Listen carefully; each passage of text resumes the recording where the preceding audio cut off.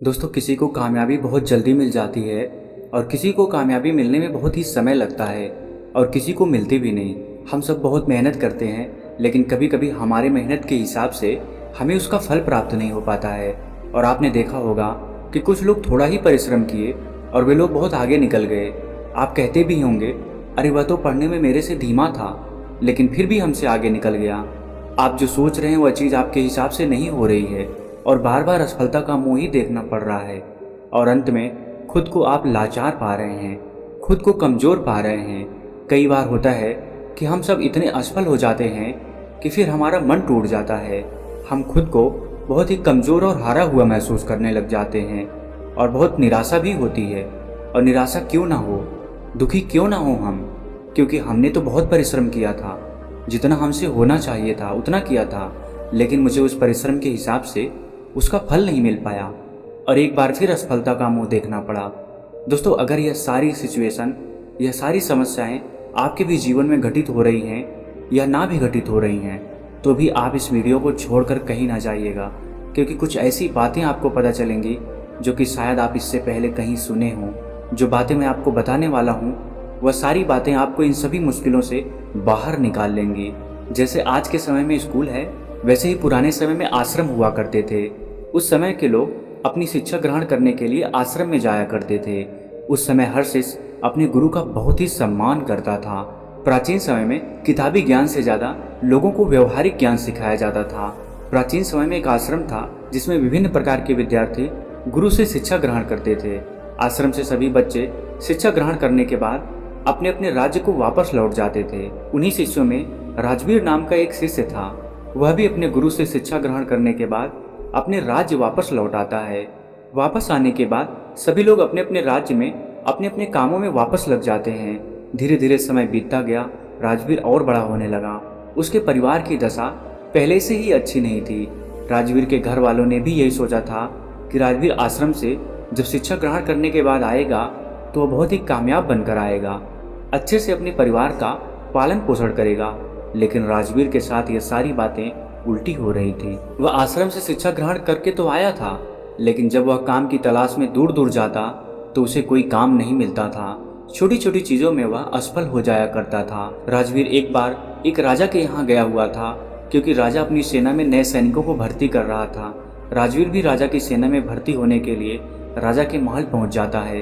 राजवीर जब राजा के अधिकारियों के सम्मुख प्रस्तुत होता है अपनी योग्यता को साबित करने के लिए, तो उसके हाथ पैर कांपने लगते हैं। यह देख राजा के अधिकारी उसे बाहर कर देते हैं। उससे कहते हैं कि तुम राजा की सेना में भर्ती होने लायक नहीं हो अभी।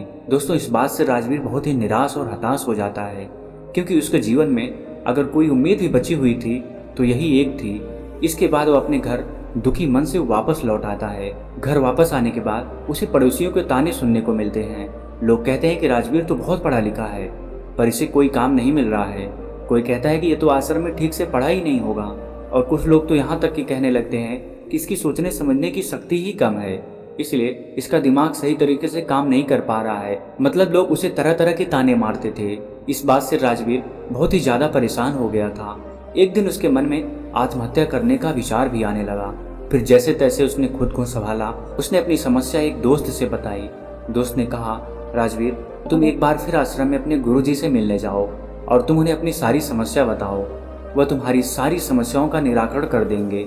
राजवीर तो पहले हिचकता है कि आश्रम गए हुए बहुत दिन हो गए, पता नहीं गुरुजी मुझे पहचान पाएंगे कि नहीं। लेकिन जैसे तैसे वह हिम्मत जुटाकर आश्रम चला जाता है। वहीं पर उसे वही पुराने गुरु मिलते हैं जिन्होंने राजवीर को बचपन में पढ़ाया था। गुरु अब बूढ़े हो चले थे। राजवीर उन्हें अपनी सारी समस्या बताता है। गुरु बिल्कुल शांतिपूर्वक उसकी बातों को सुनते हैं। राजवीर कहता है कि हे गुरुवर, मैं कहीं भी जाता हूँ तो मैं असफल हो जाता हूँ। मैं किसी भी परीक्षा में पास नहीं हो पाता हूँ। मैं अपना अध्ययन भी बहुत ही अच्छे तरीके से किया था, फिर भी मैं असफल होता जा रहा हूँ। खुद को लाचार पा रहा हूँ। हमारे दिमाग में तमाम तरह के नकारात्मक विचार जन्म ले रहे हैं। गुरु कहते हैं कि राजवीर, मैं तुम्हें एक कहानी के माध्यम से तुम्हारी सारी समस्याओं को दूर कर दूंगा, उसे तुम ध्यान पूर्वक सुनना। गुरु कहते हैं कि एक चरवाहा जंगल में बकरियां चराया करता था। बकरी चराते चराते वह जंगल में इतना आगे निकल गया कि उसे शेर का एक छोटा बच्चा मिला। उसने अभी आंखें भी नहीं खोली थी।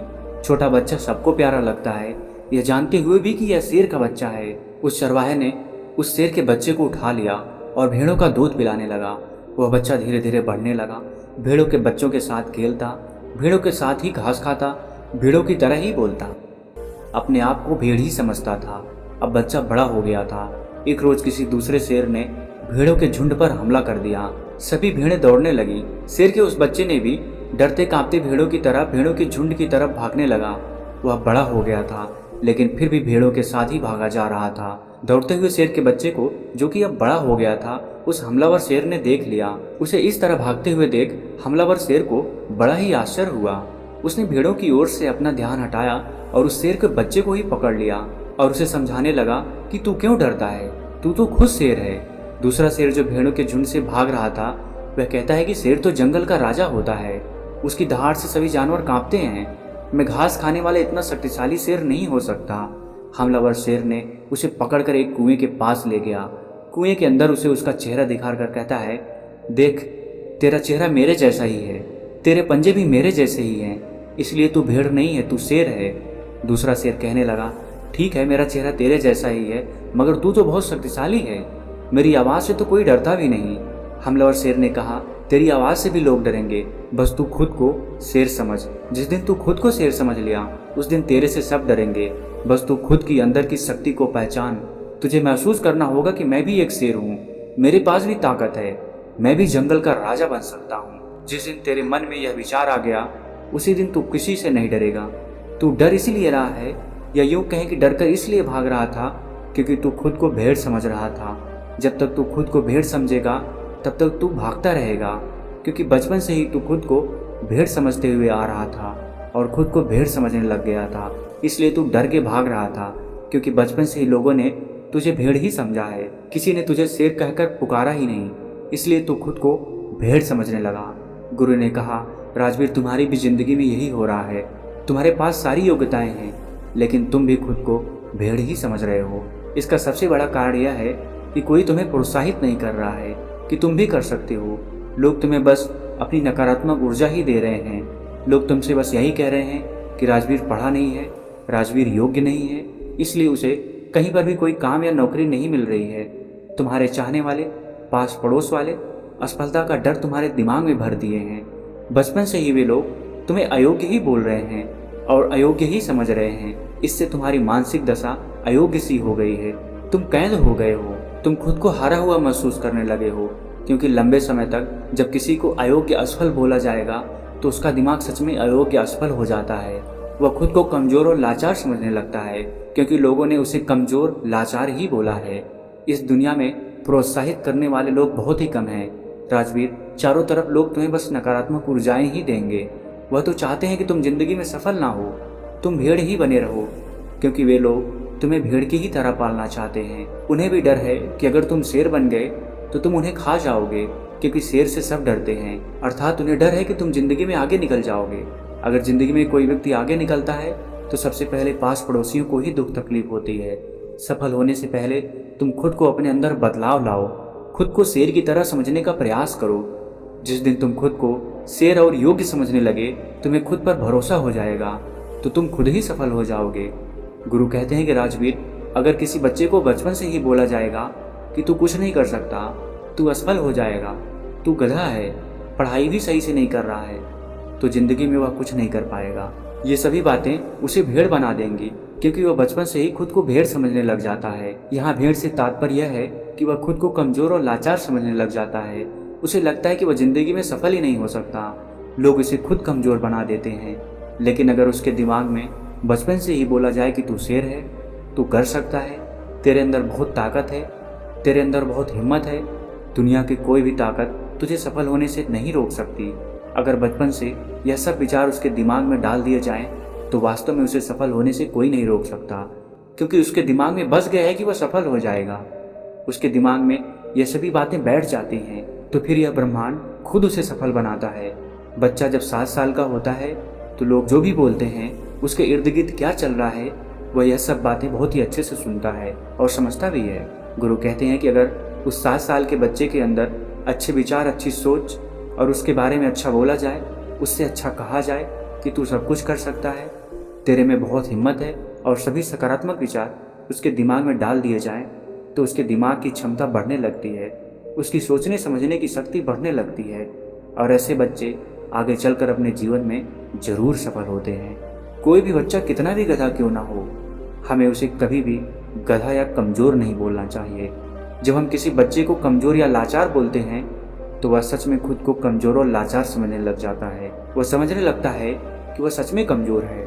उसका दिमाग खुद को कमज़ोर समझने लगता है। उसे लगता है कि वास्तव में वह कुछ नहीं कर सकता, क्योंकि बचपन से उसे बोला जा रहा है कि तू यह है, तू वह है, तू यह नहीं कर सकता, तू वह नहीं कर सकता। तो यह तमाम विचार उसके दिमाग में बैठ जाता है। तो इस विचार से वह जिंदगी में कुछ आगे सोच नहीं पाएगा, वह भेड़ ही बन जाएगा। लेकिन वहीं पर अगर उसके दिमाग में बचपन से ही अच्छे विचार डाले जाएं, अच्छी सोच पैदा की जाए, तो आगे चलकर वह एक सकारात्मक ऊर्जा के साथ आगे बढ़ेगा। जब कोई व्यक्ति सकारात्मक ऊर्जा के साथ आगे बढ़ता है तो उसके जीवन में आने वाली सारी बाधाएं खुद ब खुद दूर हो जाती हैं। राजवीर, बचपन से तुम्हारे साथ भी यही हो रहा है। बचपन से लोग तुम्हारे दिमाग में यही सब नकारात्मक विचार भर दिए हैं, जिससे कि बड़े होकर भी तुम यही सब सोच रहे हो। तुम बिना डरे हुए खुद को सकारात्मक ऊर्जाओं से पहले भरो। जब तुम खुद को सकारात्मक ऊर्जाओं से भर दोगे तो फिर तुम अपने आप सफल हो जाओगे। सफलता के द्वार तुम्हारे लिए खुलने लगेंगे। गुरु कहते हैं कि कहीं पर जाने से, कुछ भी करने से पहले अपने मन को सकारात्मक ऊर्जाओं से भरो। तुम्हें असफलता या नकारात्मक विचारों पर ध्यान ही नहीं देना है, तुम्हें बस खुद को सकारात्मक ऊर्जाओं से भरना है। तुम प्रतिदिन जब सुबह उठो और रात को जब सोने जाओ, तब महसूस करो कि हम भी कर सकते हैं, हम असफल नहीं होंगे, हमारे अंदर भी ताकत है, हमारे अंदर भी हिम्मत है। खुद को सकारात्मक ऊर्जाओं से भरते रहो। इसके बाद धीरे धीरे तुम खुद को महसूस करने लगोगे कि तुम्हारे लिए सफलता के द्वार खुलने लगे हैं। गुरु आगे कहते हैं कि राजवीर, तुम यह काम आज से ही शुरू कर दो। अगर तुम यह काम आज से शुरू कर देते हो तो तुम्हें बहुत ही जल्द इसका प्रभाव देखने को मिलेगा। इतना कहकर गुरु शांत हो गए। राजवीर अपने गुरु को दंडवत प्रणाम करते हुए एक सकारात्मक ऊर्जा के साथ आश्रम से वापस अपने घर आ जाता है। 2 महीने के अभ्यास के साथ सबसे पहले वह अपने अंदर के डर को समाप्त करता है, खुद को सकारात्मक ऊर्जाओं से भरता है। ऐसे ही एक दिन राजा के सैनिक उसके गांव आते हैं और बोलते हैं कि राजा की सेना में कुछ नए सैनिकों की जरूरत है। इसके लिए जो राजा की सेना में भर्ती होना चाहता है, सैनिक बनना चाहता है, वह ठीक 5 दिन बाद राजा की सेना में भर्ती होने के लिए महल आकर अपनी योग्यता का प्रमाण देकर सेना में भर्ती हो सकता है। ठीक 5 दिन बाद कड़ी मेहनत के बाद राजवीर अपनी योग्यता का प्रमाण देने के लिए राजा के राजमहल पहुंच जाता है। राजा के सैनिक इस बार उसे देखते हैं तो उसमें एक अलग प्रतिभा, सकारात्मक ऊर्जा दिख रही थी। वह पहले से डर नहीं रहा था। इस बार राजवीर अपने सभी परीक्षा में पास हो जाता है। राजा की सेना में वह भर्ती भी हो जाता है। जब राजवीर के घर वालों को यह बात पता चली तो वे सब बहुत ही खुश हो गए। दोस्तों, गुरु के माध्यम से आज हमें ऐसी बातें पता चली जो कि हमारे लिए किसी वरदान से कम नहीं है। दोस्तों, उम्मीद है इस वीडियो से आपको बहुत कुछ सीखने को मिला होगा, और अगर आप पहली बार हैं तो हमसे जुड़ने के लिए इस चैनल को सब्सक्राइब करना मत भूलिएगा। मिलते हैं अगली वीडियो में कुछ नए विचारों के साथ। तब तक के लिए आपका बहुत बहुत आभार।